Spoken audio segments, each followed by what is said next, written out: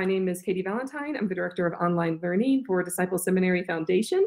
I know we have a few people with us live, and I had many people email me and ask me, will I be able to watch this later? And so we will definitely be broadcasting this later. And we hope that this is one of many opportunities for learning and conversation on interreligious dialogue, on interfaith conversation, and especially the topic that we're tackling today, which is how Christians can be the best allies possible with Jews, and we'll branch out into other religions as well at some point in the future. So our guests today are Rabbi Sara Abrams, and she's on the screen with us now. So Sara, you can wave, great. And Dr. Wil Gafney, and she disappeared, so she might have had to turn her camera off just for a moment or be getting back into the webinar. And that's just fine. And thank you very much, both of you, for being here. So Rabbi Sara Abrams is a rabbi at Congregation Beth Israel in Chico, California. And those of you who are watching will know that Chico is the recipient of many evacuees from the camp fire that's still raging in Paradise. And so I know Sara has been busy in lots of care for people. So thank you especially for being here. And Dr. Gafney is a busy scholar, and thank you for taking your time and being here. And she is preparing for a big academic conference that we have that begins later on this week. So we appreciate everyone just taking the time to be here. So those of you who are attending, you can use the chat box very freely. I'm going to type in it right now.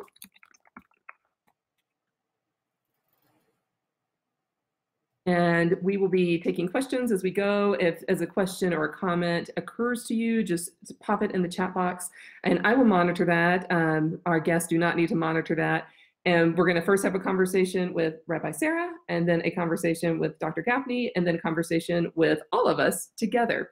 So if that sounds good, I think we're ready to begin. Are there any questions from the crowd? Any technical questions? Great. All right. So let me see if I can change our layout. I think this will work well. All right, Rabbi Sara, are you ready? I'm ready. Perfect. All right, so what prompted this conversation is just the tragedy that happened at the Tree of Life Synagogue in Pittsburgh. So just to recap for anyone watching this later on, this is the mass shooting that happened during a Shabbat service on October 27, 2018. 11 people were killed, 7 people were injured, including some police officers. And this is part of a wider set of tensions and anti-Semitism that is faced by Jews, not only here in the United States, but worldwide. I think the United States was certainly stunned by this. I was stunned by this, yet not all at the same time. And that's made it really, really difficult. I think a lot of Christians didn't quite know how to respond in worship and in their services. And so, yeah, let's just dive into this. And so for Rabbi Sara, what should Christians know about these shootings at Tree of Life, and how is it affecting the Jewish community, which is really big, I know? Well, actually the Jewish community is really small. Mm-hmm. When you think about like the world of Christians, even though, all of our progressive secular religions are unfortunately on the wane, the Jewish community in the United States is about 6 million, 5 to 6 million, somewhere. And half of those people have nothing to do with synagogues whatsoever. So we have a lot of secular Jews, which is confusing to Christians, because how can you be a secular Jew, right? So you have the heritage and cultural piece, and then you have the faith piece. So I think one thing to know is that it is a small community. So if you take those affiliated Jews and even the non-affiliated Jews, people who have nothing to do with synagogues, you have people who all know somebody in Pittsburgh, right? So we may not have known, of course, the people who were killed, but for instance, I went to a summer camp in West Virginia, which drew on the population of Pittsburgh. So there were familiar names that were listed among the dead or relatives of the dead. And so I think it's helpful to remember that while 3 million people is still a lot, it's so small in comparison. Our canon of scholars is so much smaller than, Christian/Catholic, like the immense draw and resources that all of you have. We're talking about a small community where it really feels like your cousin was murdered. So I think there's that heritage cultural piece that's at play. One of our congregants, for instance, is from grew up in Squirrel Hill. She was high school friends with Irving Younger, who was among the dead. Apparently, these two adults with intellectual disabilities who were kind of like, they call them the mayors of Pittsburgh. Everybody in that Jewish neighborhood knew these two good-hearted, loving individuals who were the greeters at the morning service. So I think all of us can, I think that's how it affects the Jewish community, really impacts just on that very personal level, that these are cousins or these are some kind of family members. And while mass shootings are happening all over this country and also in other places of worship, that affects everyone, right? We just had the shooting on Friday or Thursday night at the in Thousand Oaks. So we know that this is not just about Jews, and so I think it's really important to own the trauma. At the same time, know that this is a collective American problem, and while we have not had so many. This is probably one of the largest, if not the largest, hate crime and murder of Jews in this country. That in and of itself brings up a lot of trauma from Jewish history. So if you think about Jewish history as being one trauma after another, I think a lot of people, when something like this happens, become re-traumatized. It's almost like a PTSD, like, oh, here they're coming after us again, and they're gonna kill us again, right? So the Holocaust, comes up particularly in, let's say, my parents' generation, right. People in their 60s and 70s who may have been children of Holocaust survivors, or people who are still living who, escaped the Nazis. So I think that it just brings up a lot of trauma for Jews. I think that's one thing to be aware of. And that Jews, I think, in terms of anti-Semitic understanding, and I'm not a scholar of this, I've certainly studied a little bit, but we're kind of, Jews have been depicted as kind of the sneaky white people, right? Because or European Jews in particular, right, who look European, but are really a Jew, are really an other, an outsider. And so in that way, the anti-Semitic perception is these are insidious people.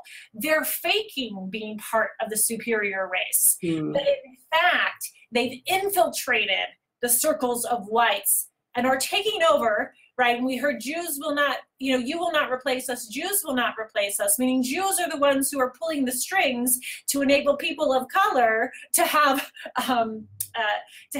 positions of power. That was one of the things we heard in Charlottesville. And so in the sense, to remember, so those are some of the pieces, as well as the anti-Semitic tropes that come from the left, right? Jewish conspiracy theories from the left, and then Jewish conspiracies from the right. So that's why a lot of scholars call Jews the canary in the coal mine. There is no place where Jews kind of get let off the hook for the world's ills, especially when you're talking about the polarization of the political spectrum. So I think those are a few things to know, just about how that trauma plays out kind of in a most general way. I can't speak to individual people, of course, and I can't speak for all Jews, but I think that those are some of the ways that it kind of plays out in kind of the collective thinking.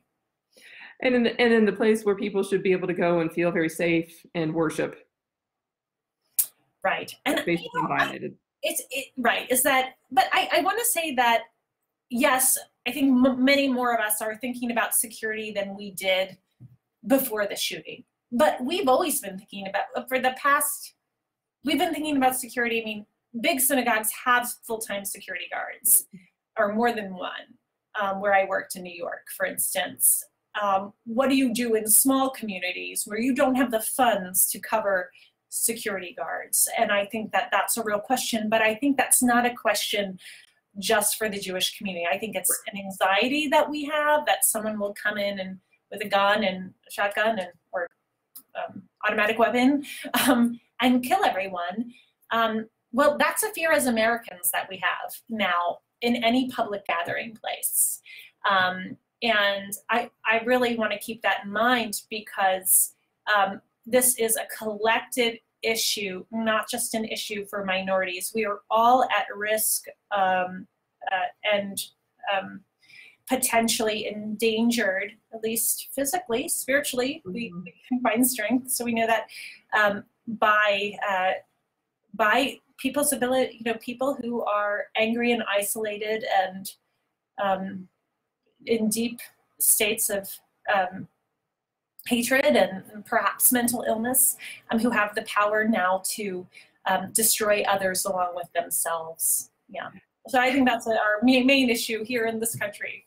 Right. It affects all religious groups, including Jews.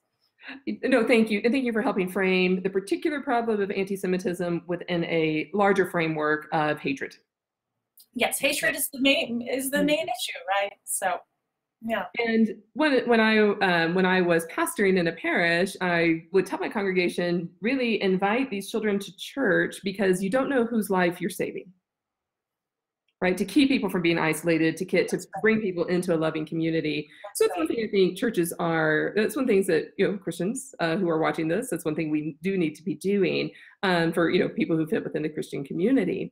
Well, for your congregation in particular that you serve in Chico, how are they?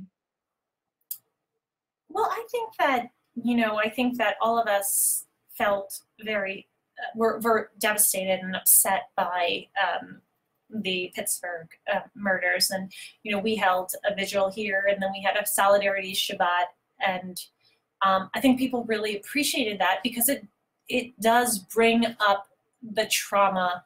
We have people whose parents escaped Hungary and already are fearful under the current government. They're already having those fears that ICE is going to knock on their door, even though they're legal immigrants. So I think that really brought up some of the trauma for many, many people. And I think the feeling that violence is hitting close to home, and that it could happen in this country. That this individual didn't just go into a country music club or, for instance, the yoga studio, but came in, which actually was violence against women from that particular person at the yoga studio. But that somebody would say Jews must die, and that feel like they have to make it happen. I think just makes Jews, along with many, many other groups, feel that they are being targeted for their cultural association or their religious association, and that the ignorance in the world is still so strong that we'll be judged by our ethnicity or our religion. I think that's frightening for our congregation, and frightening for anyone who is not fit into a norm, some kind of norm that actually perhaps doesn't exist anymore. Right. It's just part of why, a lot of this is happening. Yeah, thank you. And we'll be holding your congregation in some of that sacred space as well. I think that leads in very well to the next question, which, what are some of the best practices for Christians to do in response to these kind of anti-Semitic acts? And we're assuming here that these are Christians who really want to be helpful, who want good interreligious dialogue, who want to be on good terms. But what are the best, what are best practices? Like, what would be most helpful for you, your congregation, for maybe other congregations too, or for people who aren't in congregations as well? I think that, well, first of all, I want to say that we received so many cards, and we even got donations, flowers. People came out from all over the community for Solidarity Shabbat. That's really meaningful to say, we're so sorry. And I come to the synagogue, and, it's not a swastika, it's a message of love.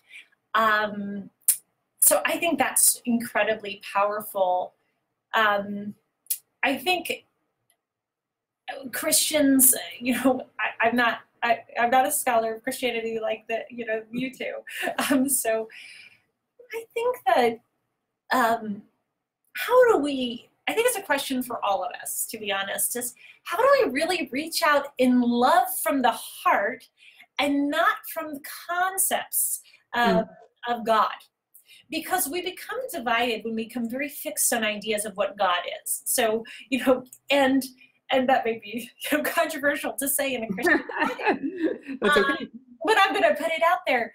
And so if we can lead from the heart, which is love, and hold the space that perhaps we in ourselves are putting up intellectual dividers which have physical consequences in the world, we actually have to break through those so that the God of love breaks into our entire being, not just into mental or kind of orthodox notions of what God is. I think that's really, really important in our time.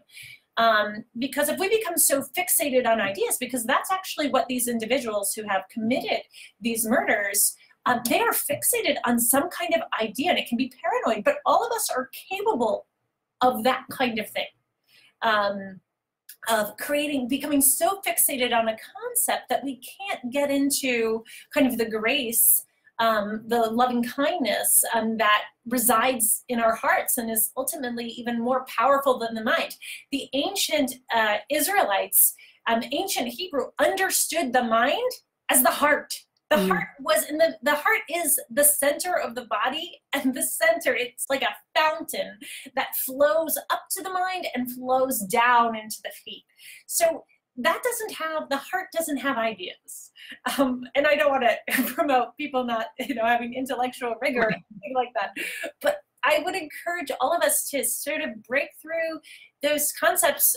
And also, and I think there is a movement, and Katy, you and I have talked a lot about this, but there's a movement that needs to understand Jesus in his historical context as a Jew.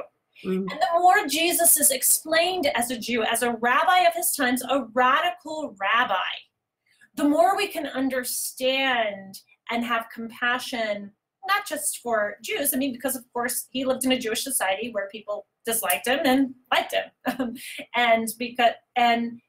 But I think that's important too. It's kind of been swept under the rug. I've read books about Rabbi Jesus, and there are Jewish scholars who've written a lot about Jesus in his first century context.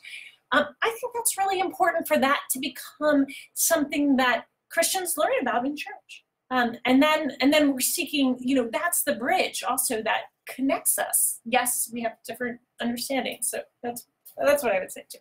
I love that. And so for the clergy who may be watching this, if it would be helpful for you to have a small training that we could offer on the Jewishness of Jesus, let me know, write to me or write in the comment box, because that's definitely something that we could offer, especially if seminary training didn't provide that at some, if you were attending seminary at a point. I could recommend some scholars. For me, it would be, my own understandings. But, there's the Jewish annotated New Testament, which is a great resource as well, which actually, annotates and gives verses, chapters, and verse that are related to Jewish text. And so I think I have that on my shelf. I'm not, because of the fires, I'm away from home, but I believe that Rabbi Sara actually recommended that to me about a year ago, and I purchased it. So it's a very good resource. So, yes. And so I think we have time for one more question, and let us go to it's the very final question that I had given you, which is, what is something that Christians may do that they don't know that they're doing that contributes to anti-Semitism, even if it's at a very mild level, right? Because probably people watching this aren't people who are wanting to commit acts of violence, but we all do things because we have on blinders and we don't know that we're doing them, right? So I wonder if you encounter some of these microaggressions that are not super hurtful, but they contribute to this air of misunderstanding. Well, I think this is a tough. I think this is a tough question. we can revise too if needed. I think that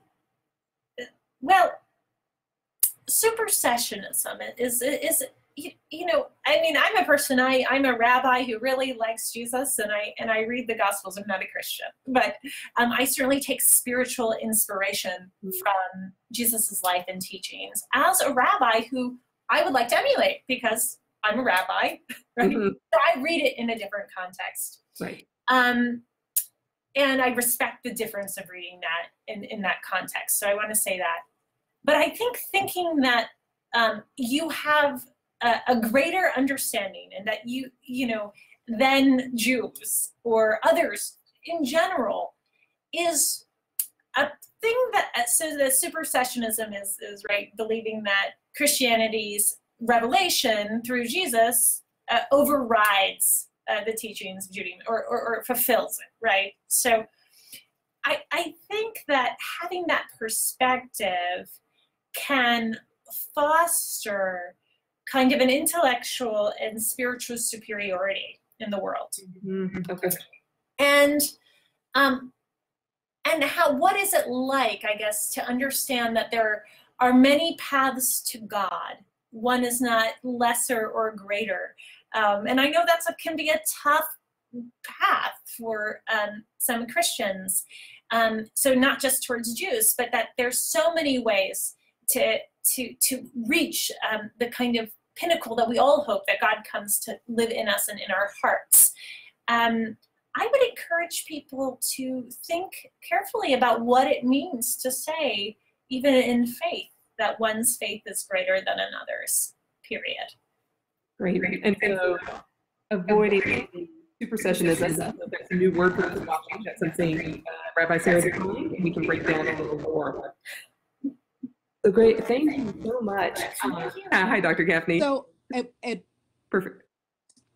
Yes. Well, I faded out, and I don't know how or why, because I didn't touch anything. That's the mysteries, but we're all here, and so so it's good. Okay, great. So you are great. So I can't make it, so I am not on top of the screen. I didn't want it to be this way. I wanted us all to be sort of the same side. So. Okay. Now, I'm going to have to wave my arms because I have a motion detector light in my office, okay. and I'm now in the dark. So here comes a little liturgical dance. That's bringing in the spirit. It's all good. It's all good. Thank you. Thank you so much for being here. All right. So so Dr. Gafney is the make sure I get your title exactly right. The Associate Professor of Hebrew Bible at Bright Divinity School. Thank you so much for being here. We know it's a busy, busy week. Appreciate your time very much.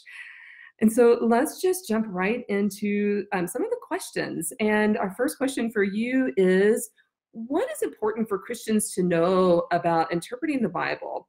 And I can give one example that I hear a lot, I think that's out there just in our culture.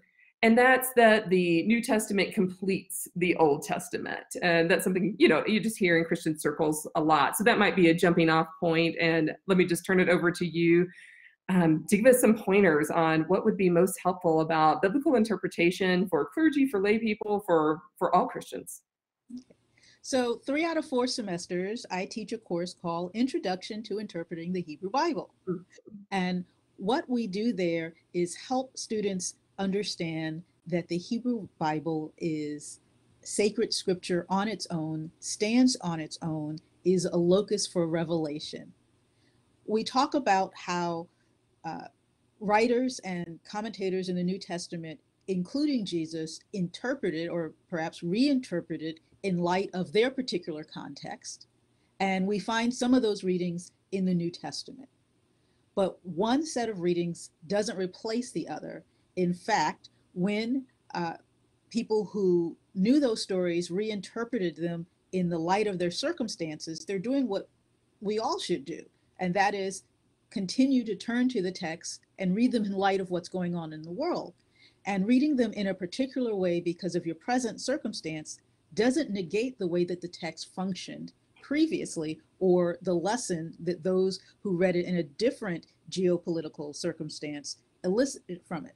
So we talk about learning from New Testament exegetes like Paul, who some of us wrestle with, learning method rather than results. Because what Paul models is the continuing availability of the text to be reinterpreted in, let's just put it graciously, imaginative new ways. But the church has tended to come down on the side and say, however it is that they were interpreting the text in the New Testament, that's what it means, that's what it always meant, and it'll never mean anything else. And that sort of misses the ongoing river of revelation that comes through the process of interpretation, which is certainly modeled for us in rabbinic interpretation, which is something I also do. Right. So lovely. Thank you so much. And so I love some of the phrases you use, the river of interpretation and the Hebrew Bible is its own locus for revelation and for continued interpretation. So I have a feeling we'll be returning to those later in the conversation. So what are some of the mistakes then that Christians make in worship and in the way they use the Bible in worship? And you named some, and maybe we can go a little further with those, which is believing that meaning stops. Right. In the first century. Sure. And what would be some others that kind of tips for the road, especially for those who are constructing worship? So I think some of this matters in what branch of Christianity you are. Some Christian traditions have baked into them supersessionism. That's simply how they believe the world works. And so it's very difficult to have these conversations in those spaces. And so I want to acknowledge that there's some places that are not even going to try to have this conversation, and their understanding of Christian tradition is a very imperializing, colonizing model that displaces or converts anyone who is different. And we have to acknowledge that that is a part of our tradition, and it's a part that has been very much at the center. And it's a part that's enabled to some degree by the texts themselves. Sometimes there's an intent to say, well, it's all just bad interpretation. But we have to acknowledge, as with sexual violence against women or marginalization of people held in slavery and debt servitude, that all of the problems in conversations around the text are not simply resident in the minds of bad interpreters. There are some difficulties in the text. But in terms of worship and proclamation, I think it matters that when a text arises in which there's a dispute between Jesus and Jewish leaders, whether they're scribes or Pharisees or the high priest, that those be interpreted and preached with a lot of nuance to talk about how and why those conflicts are set up in the gospel, the setting of the production of the gospel text, and what it means to understand those conflicts internal to a Judaism that's very diverse, in which all of these characters represent legitimate expressions of Judaism rather than as sort of Christians against the Jews, because those texts can steep anti-Semitism and anti-Judaism when they're sort of left flat without any interpretation other than what the culture has already provided, and that's problematic. Right, and that goes back to Rabbi Sara's encouragement for Christians to avoid that superiority in worship and in sort of thought process as well. And so step one then is recognizing that it's occurring, and so that we can go about some ways to fix that as well. So what would you say are maybe a top, we won't have to have a top 10 list, but a top 2 or 3 list of tools for interpreting the Bible in ways that are life affirming for this type of interreligious dialogue, for avoiding, more tragedies like the Tree of Life? So one, I think, is, again, recognizing the Hebrew scriptures as full and complete on their own. And that means preaching from them, not needing to top them off with a piece of New Testament. I used the rubric, what would Jesus do? Jesus preached from the Hebrew Bible. He was clear he could preach the gospel from the Hebrew Bible. That's pretty much what he did. That's all he did. And so dislodging New Testament as the sole revelation of God, or the more important revelation of God. Now, I say this as an Episcopal priest, and we always have to read a piece of the gospel in a mass in which the lessons are read and the Eucharist is offered. But that doesn't mean we have to preach on the New Testament or the gospel. So I think it's important to preach from the Hebrew Bible, to teach it, to let people become familiar with it. We're often really cut off from it in churches, particularly lectionary-based churches like mine, where you get really tiny slivers that are tied up in particular ways with other texts. So teach the text, preach the text, and articulate that it is a full and complete text in which and through which God is fully revealed. I love that. What, for those who find it difficult to engage with the Hebrew Bible, because I hear a lot of Christians and people in my parish have told me they want to learn to love the Hebrew Bible or the Old Testament. They don't know where to begin. What would be, and maybe this is a question for Rabbi Sara as well, what would be the first book that you might recommend that people start with? The book that I just wrote, Womanist Midrash. Lovely.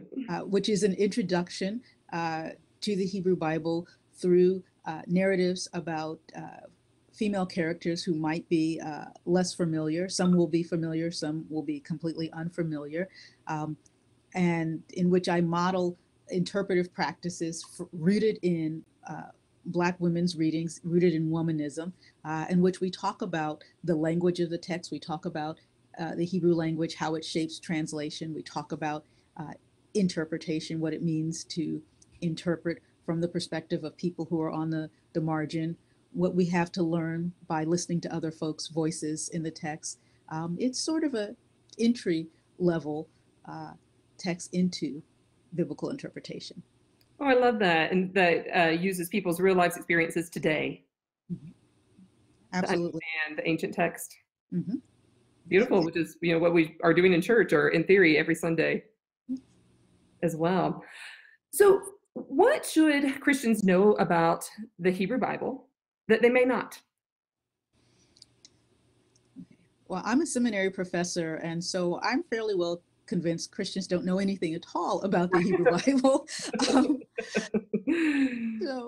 People, we're constantly finding that the stories that people know, whether they came from a children's Bible or their experience in Sunday school or summer camp, that people know small slices of the Bible out of context. People are not always aware of how complex the text is, how rich with contradiction, how varied the portrayals of God are.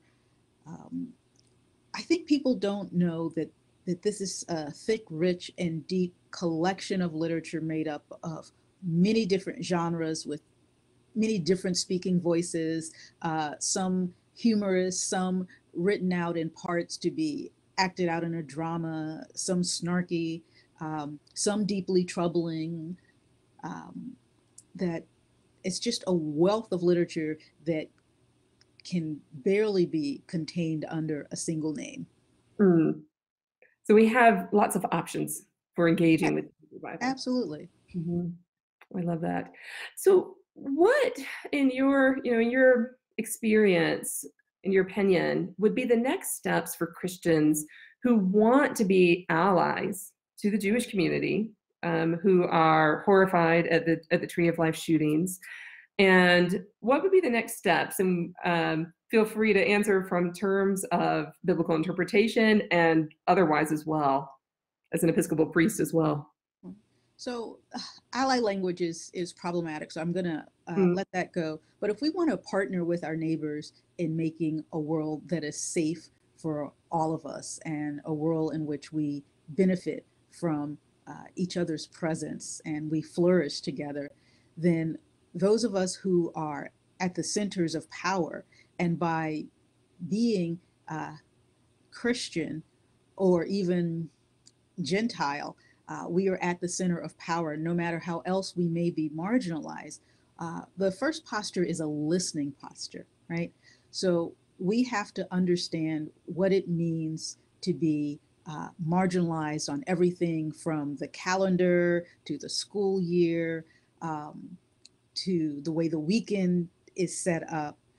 And so we need to listen to experiences that are not ours. And for those Christians in traditions where they really can't find legitimacy in someone else's religious path or are convinced that their path is the right one and the only right one, they need to hear that that is a type of erasure that that can be experienced as violent, that everyone else needs to convert or assimilate.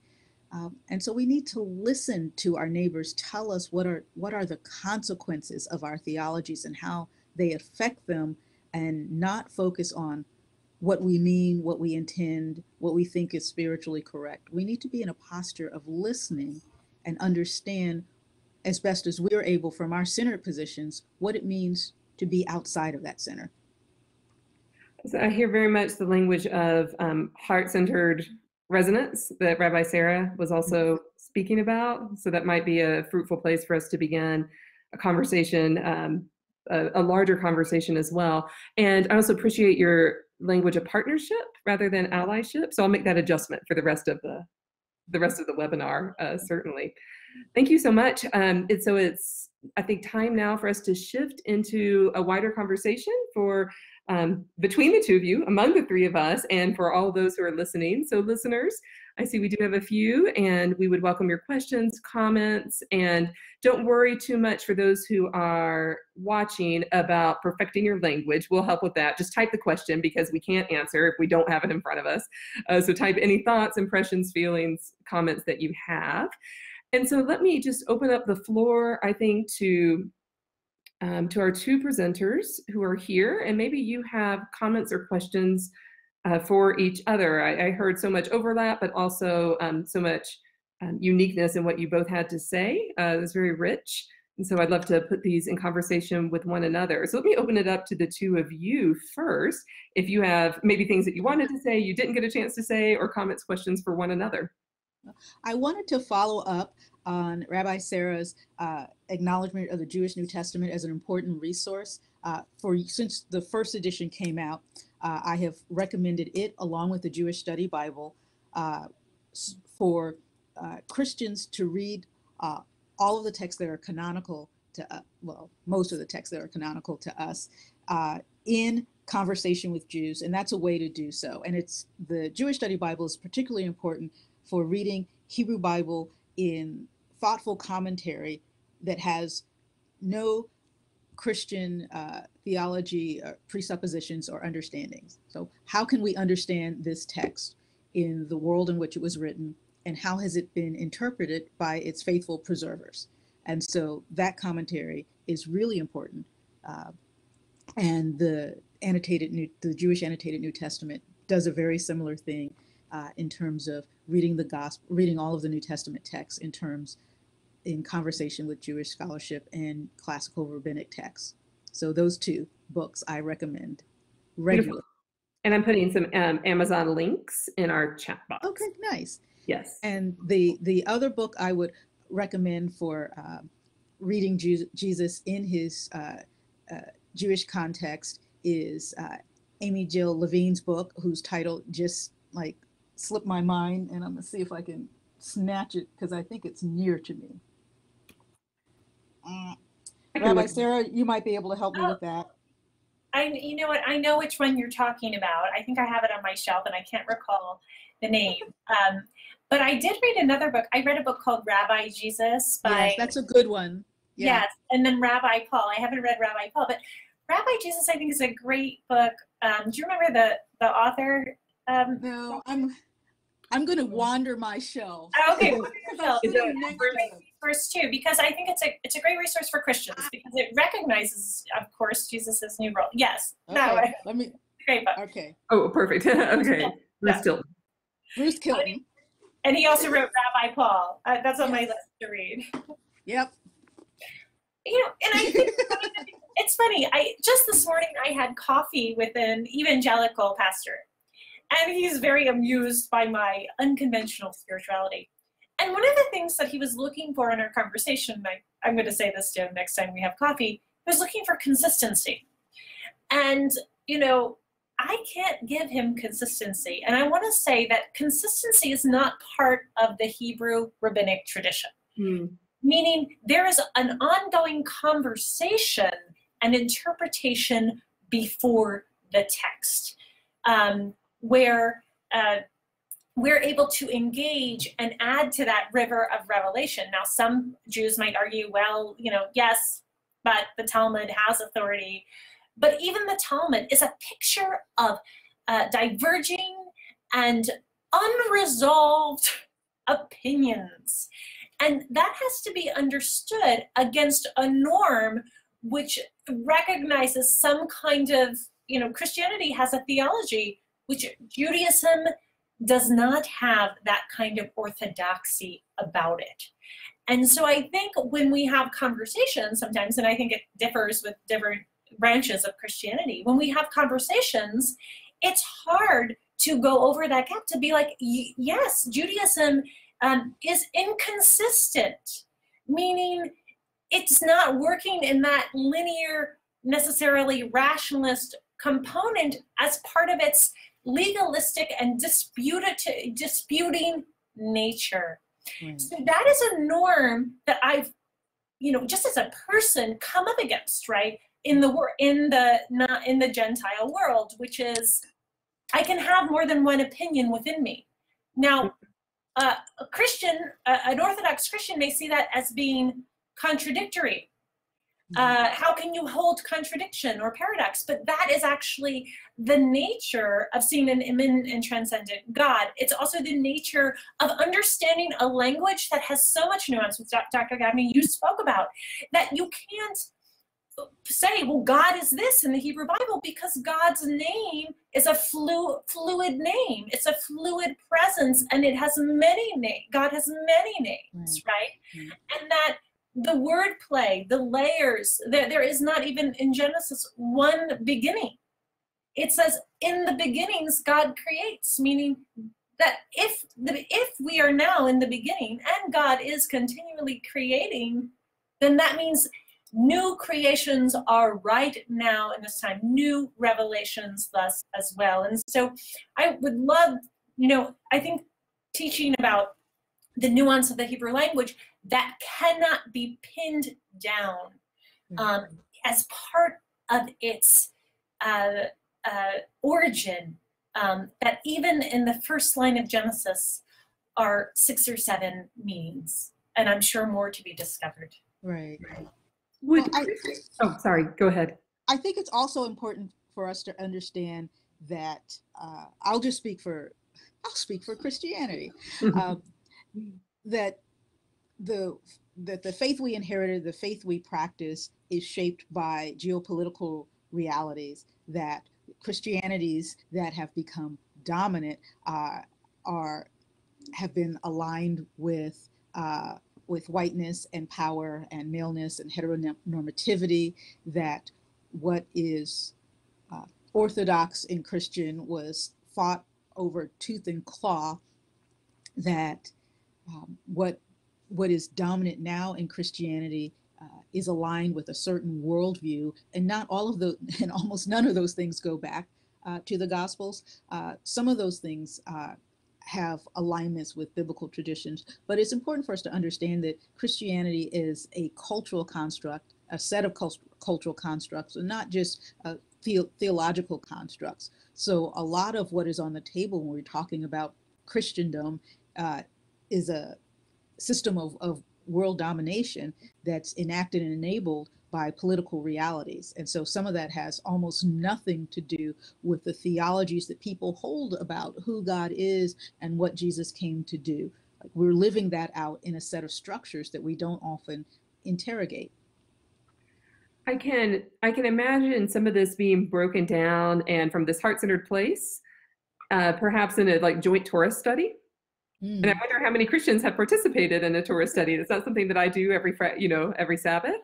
So Rabbi Sara, I'm wondering if Christians have ever come to Torah study at any of the congregations that served. Yes, and actually, I have had, and many Christians would, I want to say, like my friend at the Lutheran Church once brought 15 Christians, and we had 4 Jews. I think that there is a hunger and there's a thirst to actually participate, at least among some Christians, in that kind of study. I'd love to see more Jews showing up and wanting to, I have to say, perhaps. And so that's a whole other kind of conversation. But I think that I think that there's so much to learn from one another. And there is with people who, with faith-based individuals who are really looking for the revelation in Scripture, which is what I've encountered when I've studied Scripture with Christians, and that's a generalization, of course, but that's what I've encountered. I think that there's a wonderful, deep understanding of the immanence and the closeness of God that would be very beneficial as well to the Jewish community, to be able to understand that meaning is also that we can plumb the depths of Scripture to find that for ourselves as well. So I think that there's just wonderful opportunities in joint Torah study of Scripture together. Mm-hmm. Absolutely.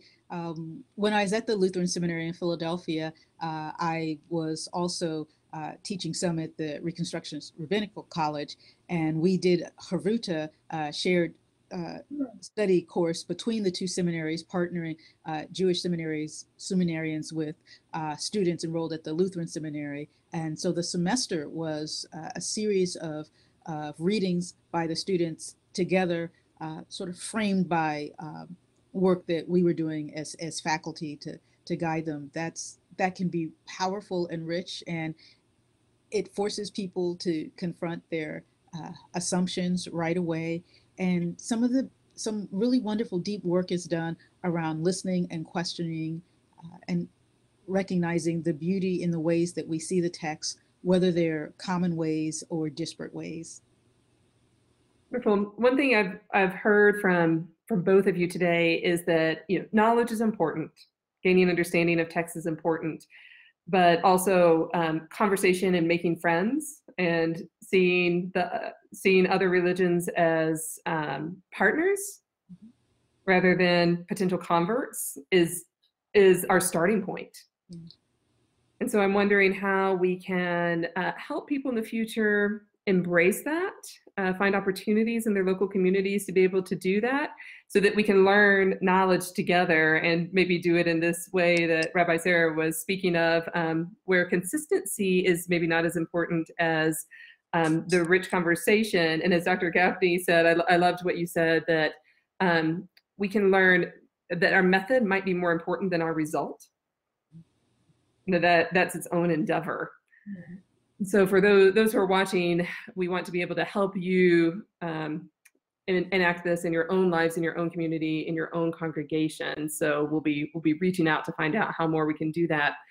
So for parting remarks, let me again thank both of our guests so much for taking your time. It's a busy time of year, and we wanted to be able to pull this together to be timely and relevant to the particular incident. But as we've been exploring, this is a much wider human problem, and that we're all called to be responsible. So let me ask for any final remarks from our two guests. Rabbi Sara, why don't we begin with you, and then Dr. Gafney will end with you. Well, first of all, I just want to say thank you so much, Katie, and for facilitating this conversation, because I think these are the conversations that we need to be having together, these types of dialogues that are nurtured in the spirit of openness. So thanks to you and your organization for facilitating fellowship. I think that generally we're just in a time in the world where we've got to radically open up our minds and our hearts to the other without insisting on anything from them specifically.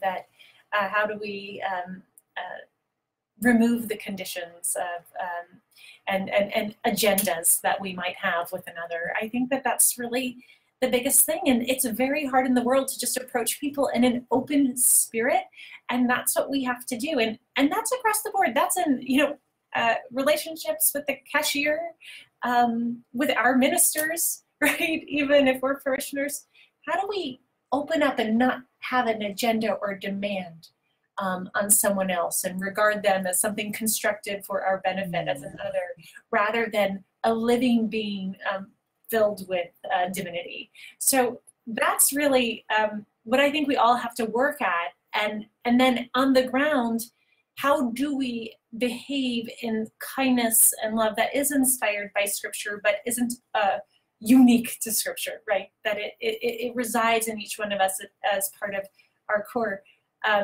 To continually anchor each other in that kind of love and find others who are also in that, so that we have a place of respite to then bring that to others who perhaps aren't there yet. So I think that's the takeaway, that we are strengthened by our heritage and our tradition, but it need not be the sole definer of who we are. And when we get to that place, then we really see the divine image, B'Tselem Elohim, in the other. Because Genesis talks about the divine image, but within that story, there's no theology. There is, well, that could be disputed. The orthodoxy isn't there. It's creative, it's abundant, it's dynamic, and that's Eden.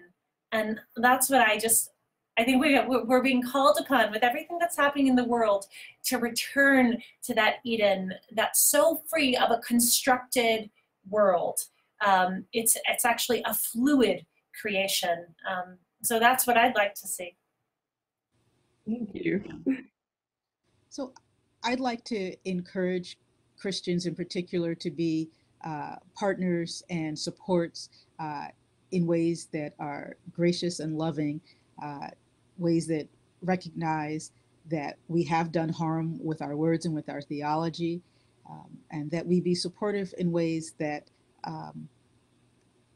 and sometimes wait for us to be invited into spaces and recognize that we are a numeric majority, and sometimes we can crowd folk out even when we're rushing to be supportive.